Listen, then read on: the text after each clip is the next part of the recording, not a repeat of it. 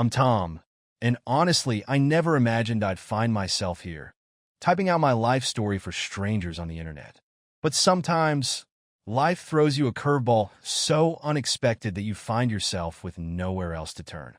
And here I am on my 50th birthday, just coming off a party that was supposed to celebrate another milestone in what I thought was my quiet, comfortable life. Instead, that night became the moment everything shifted. Let me take a step back.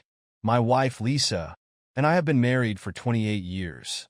We started as high school sweethearts, the kind of couple others looked at and thought had it all figured out. For a long time, it truly felt that way. We have a 24-year-old daughter, Sophie, who has been the light of my life since the day she came into this world. Lisa and Sophie are inseparable, like two peas in a pod. Same blonde hair, same sharp wit. And as I would later discover, they apparently share the same taste in men. Sophie has been a tennis player since she could hold a racket, and she's had the same coach, Jake, for years. He's a decent guy, I suppose. I never thought twice about him coming over for lessons every week since Sophie was in high school. So, when he showed up at the birthday party, I thought nothing of it. He was practically family, always enjoying drinks with us after practice and chatting with Lisa about Sophie's progress. Nothing out of the ordinary, right? Wrong. On the night of my celebration, the house was filled with guests, neighbors, friends, even a couple of my old colleagues. I was mingling and making small talk while Lisa and Sophie were busy in the kitchen preparing food. After a while, I noticed I hadn't seen much of them, so I decided to check in. That's when it happened. I wasn't trying to snoop. I swear I wasn't. I was just heading in to grab another beer when I overheard them whispering. Sophie's voice caught my attention first. "Thanks, Mom, for letting me have him too. I don't know what I'd do without Jake." I froze. My mind did a double take, like I couldn't have heard right. But then Lisa's voice chimed in, calm as ever. "Just don't get too attached. He's only good for one thing. Don't start getting ideas about something serious." That's for me.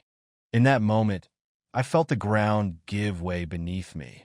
The realization that my wife and daughter were sharing the same lover hit me like a freight train. It was one of those moments where your mind refuses to catch up with reality. I stood in the hallway, trying to convince myself it was just a bad dream. Maybe I had one too many drinks. But deep down, I knew better. My pulse thudded in my ears, my heart pounding against my chest. Here's the thing. I didn't storm into the kitchen right then and there. Nope. Instead, I did something I'm still not sure was brave or cowardly. I backed out of the house, headed straight to the backyard, and confronted Jake. That's when I decided my fist would speak for me. Normally, I'm not a violent guy. I've never been in a fight in my life. But when I saw Jake standing there, laughing with a couple of my friends as if everything was just fine, something inside me snapped. I could still hear Lisa and Sophie's voices echoing in my head, their calm tones discussing him like he was just a piece of candy they were sharing. That image, that betrayal, ignited a fire within me, and it didn't take long for it to explode. I marched right up to Jake, struggling to keep my cool, and without uttering a word, I swung. I've never experienced anything as satisfying as the crunch of his nose beneath my fist. The entire party fell into stunned silence. Conversations halted mid-sentence. Drinks froze in midair, and everyone stared at me like I'd lost my mind. Jake staggered back, blood streaming down his face, his hands instinctively flying up to his nose in disbelief. Hell, I could hardly believe it myself. But I didn't stop there. I grabbed the front of his shirt and slammed him back against the patio table, sending drinks flying and appetizers scattering. "You think I wouldn't find out?" I shouted, my voice trembling with a mix of rage and disbelief. "You think I wouldn't realize you've been screwing not just my wife, but my daughter too?" Now, this is where it really got chaotic. During the commotion, Lisa and Sophie came rushing out of the kitchen. Lisa had that wide-eyed, deer-in-the-headlights look, like she was on the verge of being caught, but still believed she could wiggle her way out. Sophie, on the other hand, stood there pale and silent, like she'd just been caught with her hand in the cookie jar. "What the hell is wrong with you, Tom?" Lisa shrieked, rushing towards me, trying to pull me away from Jake, but she didn't stand a chance. The guests had formed a circle around us, like we were gladiators in some twisted arena, watching the whole scene unfold. "What's wrong with me?" I yelled, shoving Jake again for emphasis, watching as he wiped the blood from his face with his sleeve. "What the hell is wrong with you, Lisa? You've been screwing this guy behind my back, and you let Sophie get involved too." I expected her to deny it, to try and cover her tracks. But what she did next, while I can't say I was entirely shocked, still hit me like a slap to the face. "Tom, calm down. You're overreacting," she snapped, her voice high-pitched and shrill, as if she had the right to be upset. "This isn't what you think it is. You're just misunderstanding the situation." Misunderstanding? I looked around, half expecting someone to tell me this was all some elaborate joke, but no one uttered a word. I turned to Sophie, who remained standing there, utterly frozen. She stood there with her arms crossed, a blend of embarrassment and defiance etched across her face. "And you?" I pointed an accusatory finger at her, my voice dropping to a low growl. "You allowed this to happen? You're in on this with him?" She flinched at my words, but no response came. She merely shifted her weight as if she longed for the ground to open up and swallow her whole. "Dad, she started, but Lisa cut her off, positioning herself between us like a protective barrier. "Tom, listen to me," Lisa urged, her voice softening as she attempted to regain control. "It's not what you think. Jake's been a great help to Sophie. You know how much pressure she's under with tennis, right? It's been hard on her, and Jake has been there for both of us." "Really?" I could hardly wrap my head around her reasoning. "Helping? Is that what you call it? How naive do you think I am, Lisa?" "Don't start hurling insults, Tom," she snapped back, her tone piercing. "You think you're some kind of saint? You've been so distant for years, more focused on your job than this family. You've been blind to what's been happening around you. And now you want to act like the victim? Spare me." I blinked, taken aback. Was she really trying to shift the blame onto me? She was the one cheating on me with our daughter's tennis coach. Yet somehow, in her twisted logic, it was my fault for not noticing. "What about Sophie?" I demanded, my voice shaking with fury. "What's your excuse for dragging her into this twisted game?" That was when Sophie finally spoke up, her voice quiet, but filled with a surprising resolve. "It wasn't like that, Dad. Jake's been helping me mentally and emotionally. Mom said it was fine. I didn't think." I cut her off, unable to listen any longer. "Enough! Just stop." I turned away from them, glancing at the party guests who stood awkwardly, sipping their drinks, pretending not to witness the complete collapse of my family. Jake, still nursing his broken nose, attempted to speak again. "Tom, man, I shot him a glare, my voice icy. Get out of here, Jake. Now." He didn't need to be told twice. He stumbled toward the gate, his demeanor utterly defeated, blood splattered across his face. As I watched him leave, the gravity of the situation began to fully hit me. My wife and daughter, both entangled with him. How had my life spiraled into this chaos? As Jake slunk out the gate, clutching his nose, I turned back to Lisa and Sophie. They stood side by side, but the gulf between us felt insurmountable. Lisa glared at me, arms crossed as if I were the one who had committed the betrayal. Sophie, on the other hand, looked lost and fragile. She hadn't uttered a word since her weak attempt to justify the indefensible. It was painfully clear she didn't know how to navigate this tangled mess we found ourselves in. "Tom, can we discuss this inside?" Lisa asked, her voice tense, clearly trying to wrest back control. She glanced around at the guests, most either pretending not to watch or murmuring to one another, clearly engrossed in our family's unraveling. I let out a bitter laugh that felt foreign to me. "You want to talk about this now? After everything that's happened?" I shook my head in disbelief at her audacity. "No, Lisa, we're well past the talking stage." She rolled her eyes and threw her hands up, treating me like I was the unreasonable one. "Oh, grow up, Tom. This isn't the end of the world. We can handle this maturely. Stop making a scene." "Making a scene?" I retorted, my voice rising again. "You had an affair with our daughter's coach." "Our daughter? And you think I'm the one making a scene?" "You've completely lost your mind, Lisa."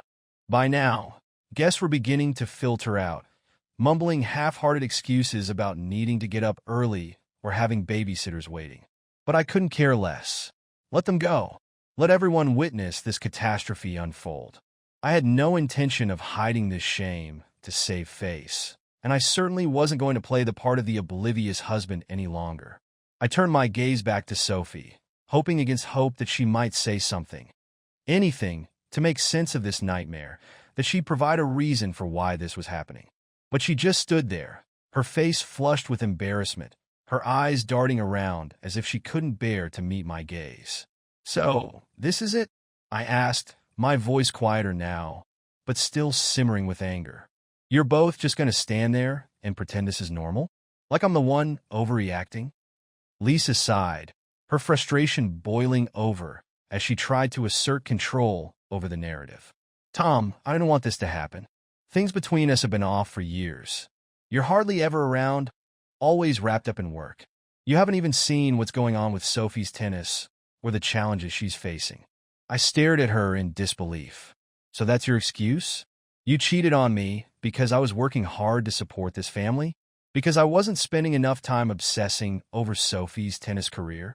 She rolled her eyes, dismissing my feelings like I was a child throwing a tantrum. "You just don't understand. Jake was there for both of us. And yes, maybe things crossed a line, but you're acting like this was some premeditated affair. It wasn't. It just happened." I could hardly process what I was hearing. "It just happened, Lisa? Do you even hear yourself? You're admitting to sleeping with another man and letting our daughter do the same. And you think it's no big deal because it just happened?" Sophie, who had remained quiet, finally spoke again, her voice trembling. "Dad, it wasn't like that. Mom didn't." I raised my hand, cutting her off. "I don't want to hear it, Sophie. I don't care about your excuses. You're an adult. You knew exactly what you were doing." She flinched at my words, but in that moment, I couldn't muster any sympathy. "Not after everything. I've given everything to this family," I said, my voice shaking with barely restrained rage. "Everything. And this is how you repay me?" With lies and betrayal hanging in the air, Lisa took a step forward, her voice suddenly softening as if she believed she could smooth things over. "Tom, please. We can work through this. It's not that I don't care about you. Things just got complicated. We can go to counseling. We can fix this." That's when I completely lost it. "Fix this?" I shouted, my voice reverberating across the now deserted backyard. "There's no fixing this, Lisa. You can't fix what's broken. You slept with another man and dragged our daughter into it. What the hell is wrong with you?" She opened her mouth to reply, but I cut her off. "You know what?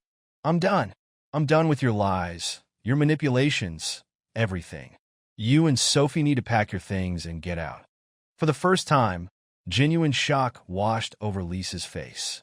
"Tom, you can't be serious. Where are we supposed to go?" "I don't care," I replied, my voice steady. "Go stay with Jake for all I care.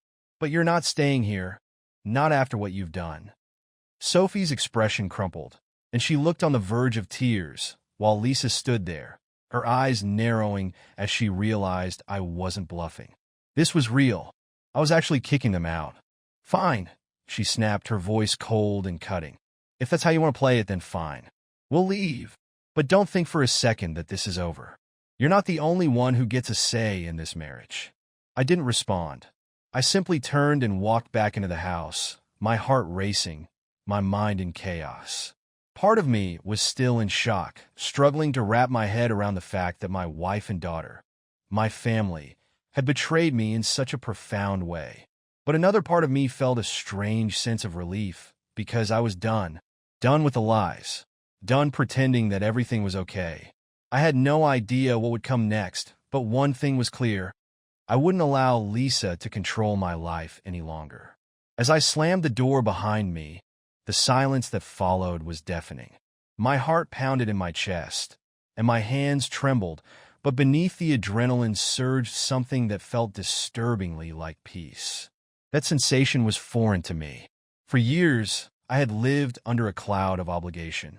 I worked long hours, paid the bills, and did everything possible to provide for my family. Meanwhile, what had Lisa been doing? Lying to me? Cheating on me? And my daughter, my own daughter, was complicit in this madness. I had always assumed that when things went awry, it would be due to external factors, financial struggles, health issues. Never this. Never the people closest to me wielding the knife themselves. I could hear them outside, still whispering, probably plotting their next move. Honestly, I couldn't care less about what they decided to do. Lisa could go spin her web of lies elsewhere. She was a master at it, after all. What hurt the most was the realization about Sophie. My little girl, the one I had watched grow up and cheered for at every tennis match and school event, was now just as involved in this disaster as her mother.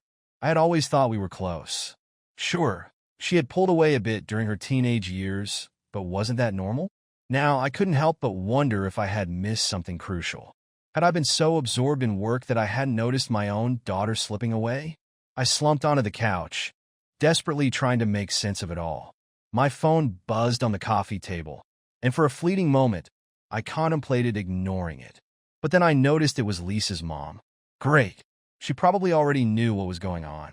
I picked up the phone and answered, bracing myself for whatever lecture or defense of her daughter was about to come. Tom. Her voice was soft, laced with concern. I just heard from Lisa. What's happening? She says you threw them out. I sighed, rubbing my eyes with my free hand. Yeah, I threw them out. They deserve it. There was a long pause on the other end. Tom, are you sure this is the right thing to do?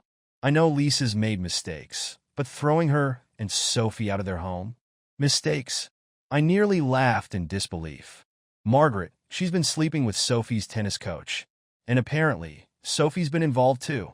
What the hell am I supposed to do with that?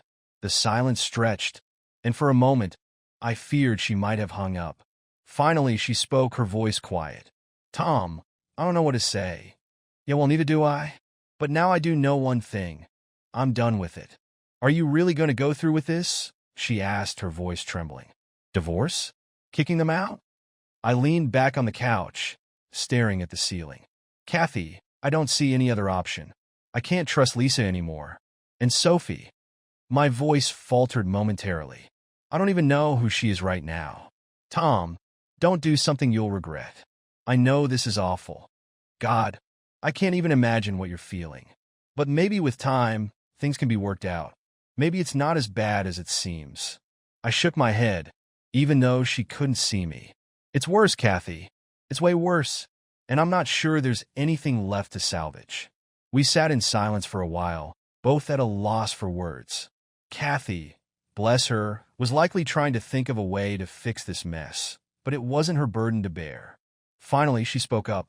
If they need a place to stay, I hope you're okay with that. I know things are tough right now, but I can't bear the thought of them being out on the street. I released a long, weary sigh. They're your family. You do what you have to do. But don't expect me to change my mind. Once I hung up, an overwhelming exhaustion washed over me, as if all the fight had drained from my body. I sat there, staring blankly at the wall, trying to grasp what my life would look like now. No wife, no daughter, and a house that felt impossibly large for just one person. A few minutes later, I heard the front door creak open. Lisa and Sophie were coming inside, but this time, there was an eerie stillness. They moved quietly, almost cautiously, as if they were trying not to disturb a sleeping giant. I watched as they climbed the stairs, likely to gather their belongings. For a brief moment, I considered stopping them, maybe even retracting my ultimatum.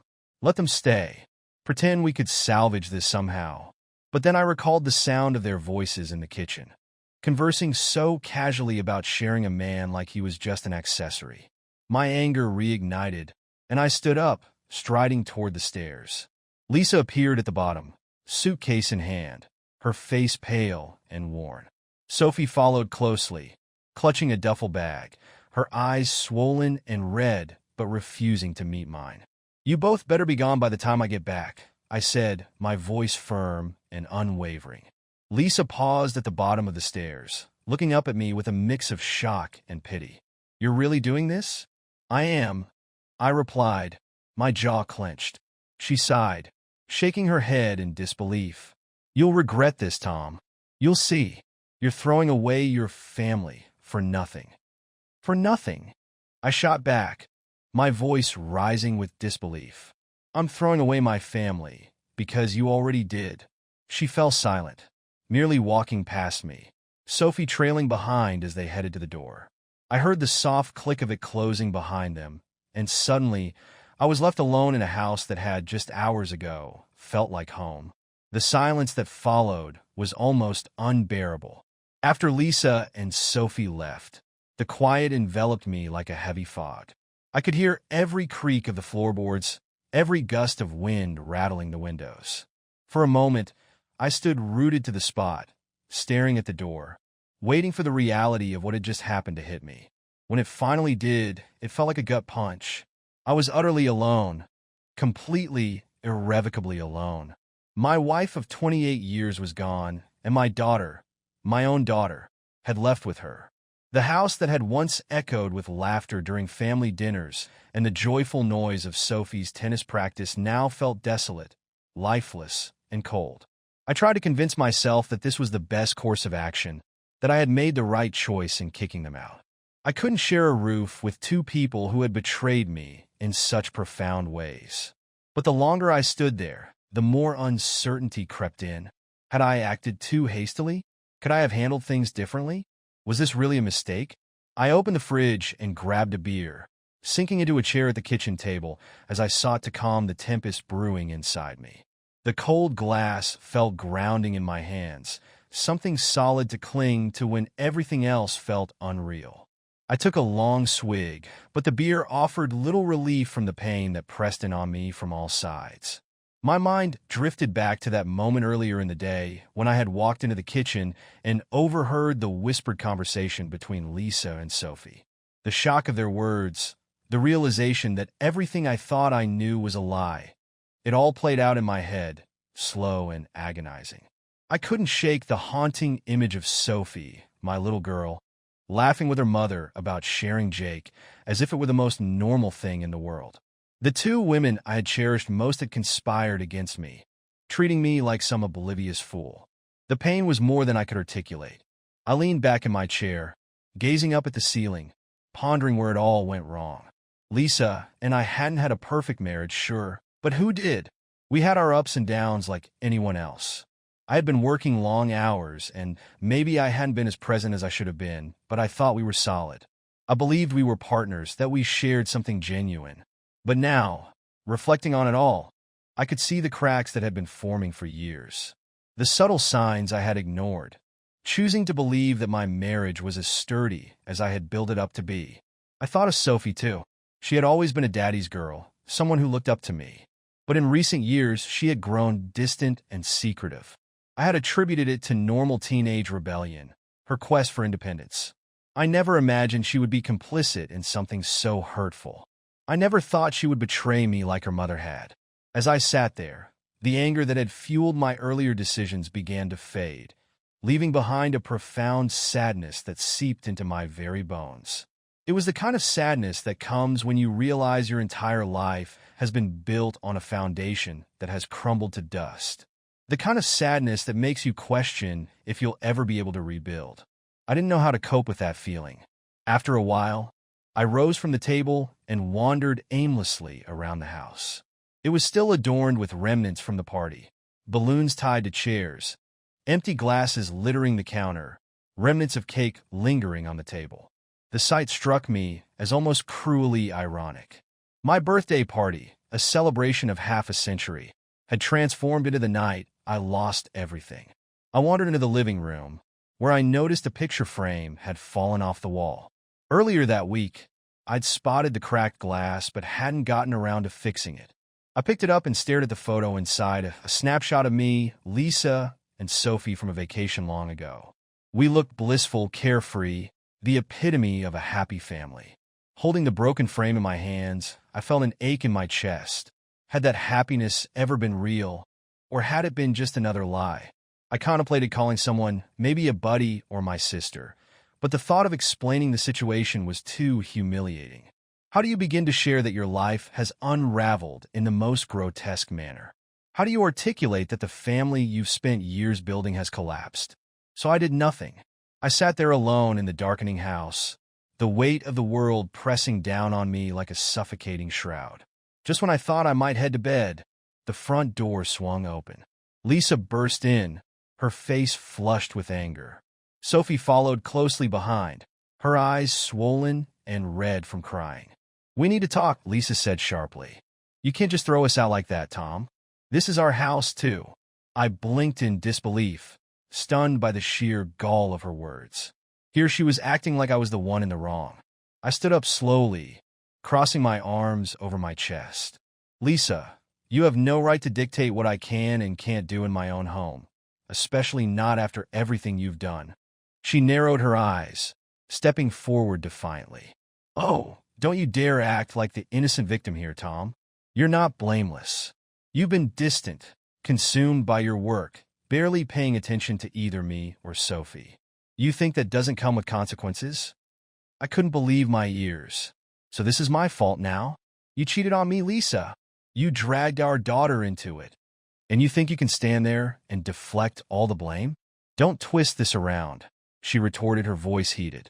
I'm not excusing what happened, but maybe if you had been more present, more engaged, things wouldn't have spiraled out of control. The anger bubbled up inside me once more, ready to spill over. You're unbelievable. You and Sophie have been lying to me for God knows how long. And now you want to make it about my failures? No, I refuse to let you flip the narrative. She mirrored my stance, crossing her arms defiantly. You can kick us out all you want, Tom, but we'll see what happens when the lawyers get involved. I'm not going to let you discard us like trash. Sophie stood silently behind her, tears streaming down her cheeks, but she didn't say a word. She just gazed at me with those big, sorrowful eyes that used to melt my heart. But now they only deepened my pain. I clenched my fists, struggling to keep my voice steady. Lisa, get out. Both of you will deal with the fallout from this mess. But tonight, you're leaving. I thought she might argue, but instead, she turned on her heel and walked out, Sophie following close behind. The door slammed shut, leaving me alone once again. But this time, a different emotion washed over me. Relief. As the door clicked shut behind Lisa and Sophie, the house fell into a deeper silence. Yet this silence felt less suffocating than before. Their absence seemed to have drained some of the poison from the air. I sank back down at the kitchen table, staring at the half-empty beer bottle before me, an unexpected mix of emotions swirling inside me. Was I still angry? Of course. The betrayal was like a knife lodged in my chest, one that wouldn't be removed easily. But alongside that anger was an unfamiliar sensation, relief.